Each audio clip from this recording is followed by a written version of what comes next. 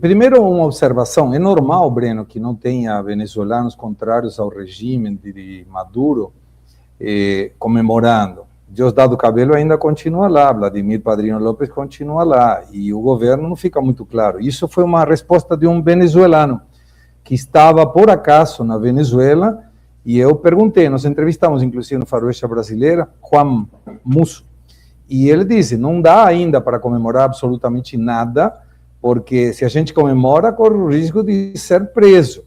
De fato, você mencionou esse negócio de presos políticos, e aí uma observação, eu vi com muita atenção um programa do teu canal, em que você foi entrevistado por teu filho, e parabéns aí, o moço aí vai ser bom nas entrevistas. Mas aí você fez uma afirmação que me chamou a atenção. A primeira foi que na Venezuela tinha menos presos políticos que no Brasil. Então a pergunta seria, se tem presos políticos, não é uma democracia. A democracia não tem que ter preso político. A diferença de político preso, como já tivemos aqui no Brasil, por causa de corrupção. Mas quando você sinaliza que na Venezuela tem menos preso político e toma um informe o Foro Penal, que liberaram 116 presos ontem, parece, e que tem ainda, segundo eles, 803. Primeira pergunta, então, quantos presos tem políticos no Brasil como para ter mais presos políticos que na Venezuela? E a pergunta é, uma democracia tem que ter preso político? Perfeitamente. 5 minutos e a gente está ao vivo aí. 5 minutos, Breno. Em todas as democracias há presos políticos. Quem são os presos políticos da democracia? Aqueles que atentam contra o Estado de Direito e contra a Constituição, aqueles que tentam golpes de Estado contra a democracia. As democracias sempre devem se proteger do golpismo. Aqui no Brasil, nós tivemos uma tentativa de golpe de Estado na virada de 2022 para 2023. E chegamos a ter no Brasil mais de 1.300 presos em função de uma tentativa golpista. Depois, esses presos foram sendo liberados. E aqueles que estão condenados seguem presos, incluindo o ex-presidente Jair Bolsonaro. É de consenso na imprensa em tratar este tipo de preso como preso político. Não se trata apenas de um político preso. No caso da legislação brasileira, se trata de pessoas presas e condenadas a longas penas pela violação do Estado Democrático de Direito, por tentativa de golpe de Estado. O Brasil tem, como a Venezuela tem, como outros países têm, uma legislação para proteger o Estado Democrático. Aqui no Brasil, ela se chama Lei de Defesa do Estado Democrático de Direito. E essa lei foi violada por Bolsonaro e seus seguidores. Foi violada de maneira violenta no 8 de janeiro de 2023 e também foi violada na trama golpista comprovadamente comandada por Bolsonaro, que pretendia, com apoio das Forças Armadas, impedir a posse do presidente Lula e até mesmo matá-lo a ele, matar ao presidente Lula, então eleito, ao vice-presidente Geraldo Alckmin e ao ministro da Corte Suprema, Alexandre de Moraes. Então, no Brasil, você teve e tem presos políticos. Num determinado momento, foi o que eu disse na entrevista, fico contente e agradecido que o Gustavo tenha assistido essa entrevista e agradeço ao elogio para o meu filho, que é um grande amigo do Rodrigão. No Brasil, num determinado momento, houve mais presos em função de uma tentativa golpista que na própria Venezuela, ainda que a tentativa golpista na Venezuela em julho de 2024 tenha sido muito mais violenta que no Brasil. Se compararmos a tentativa golpista no Brasil com a tentativa golpista na Venezuela, no Brasil foi quase um passeio no parque. Na Venezuela, a oposição recorreu à extrema violência, houve mortos, houve ataques contra instituições por todo o país e essas pessoas foram condenadas.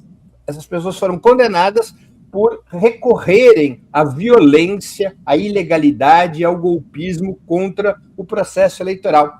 Isso não diz respeito apenas ao Brasil e à Venezuela. Vários países têm presos políticos. Os Estados Unidos mesmo, Gustavo Segré, os Estados Unidos mesmo têm hoje 49 presos políticos, alguns deles presos há mais de 50 anos. São os antigos militantes e dirigentes dos Panteras Negras, do Weatherman Underground e de outras organizações que participaram da luta pelos direitos civis e da luta contra a Guerra do Vietnã, ainda no final dos anos 60 e início dos anos 70, e foram denunciados por terem se envolvido nesses protestos em atividades violentas, e estão há décadas na cadeia. E você vai ter preso político na Espanha, e você tem preso político na Alemanha, em vários países há presos de direita ou de esquerda que recorreram à violência contra o Estado Democrático de Direito. Portanto, é natural que na democracia haja presos políticos. Quem são os presos políticos da democracia numa situação normal? Aqueles que recorrem ao golpe de Estado.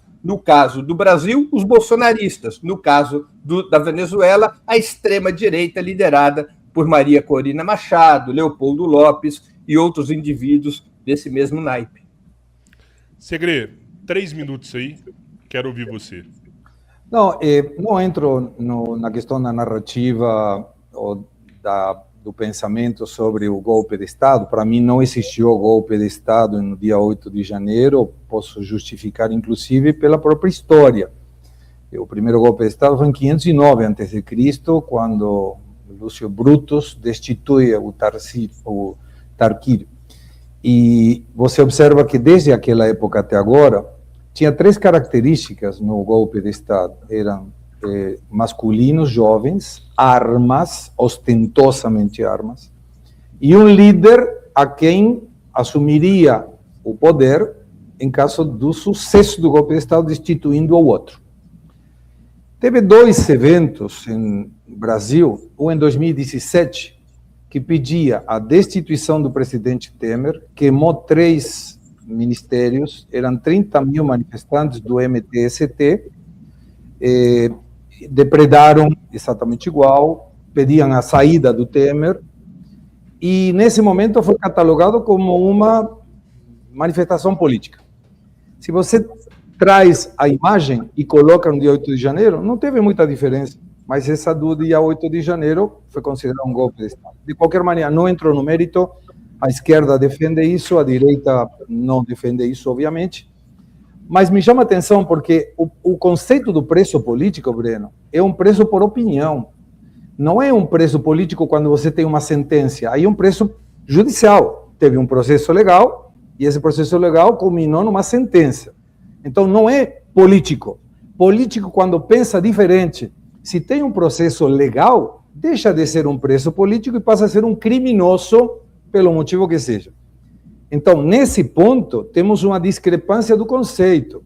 Se a pessoa é criminosa, não é politicamente presa. Tem que estar presa porque é criminoso. E, de novo, não entro no mérito, considero uma farsa o processo contra os golpistas do 8 de janeiro, pessoas com Bíblia. Foi o primeiro golpe no mundo em que, se alguém que não era Lula, porque não estava, ou seja, foi o primeiro golpe idiota de ir a pedir a destituição do presidente que não estava. E se o Lula tivesse dito em Araraquara, eu me rendo, entrego para quem o poder? Não tinha ninguém, era por vendedor de sorvete, talvez, porque não tinha outra pessoa.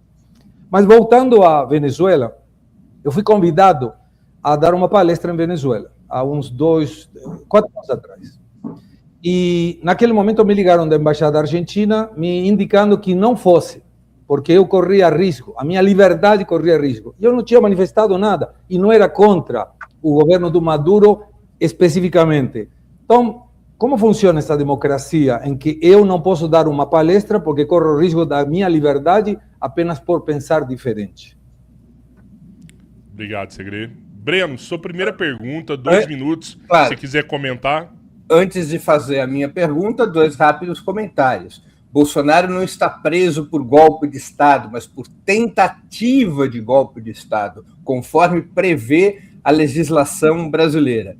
E na Venezuela, eu aqui deixei bem claro, presos políticos é o termo que é utilizado pela imprensa, mas efetivamente essas pessoas todas estão presas na Venezuela, como no Brasil, por tentativa de golpe de Estado. Isso é um grave crime na democracia e elas devem estar na cadeia, porque não se pode recorrer à violência para derrubar um governo constitucional. Nem no Brasil, onde Bolsonaro liderou uma conspiração para impedir a posse do presidente Lula e até mesmo matá-lo, nem na Venezuela, onde também se recorreu à máxima violência. Segre, na Venezuela, um dos presos é um antigo coronel, Oscar Neves. Ele roubou um helicóptero e atacou a Corte Suprema com o helicóptero, jogou bombas na Corte Suprema. Esse é um dos presos políticos da Venezuela.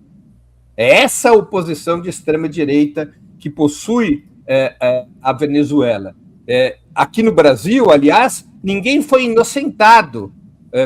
Pouquíssimos foram os inocentados nos processos por tentativa golpista. Na Venezuela, desde antes do 3 de janeiro, muitos presos têm sido liberados. Logo depois da tentativa golpista em 2024 na Venezuela, chegaram a ser presos mais de 2.500 pessoas.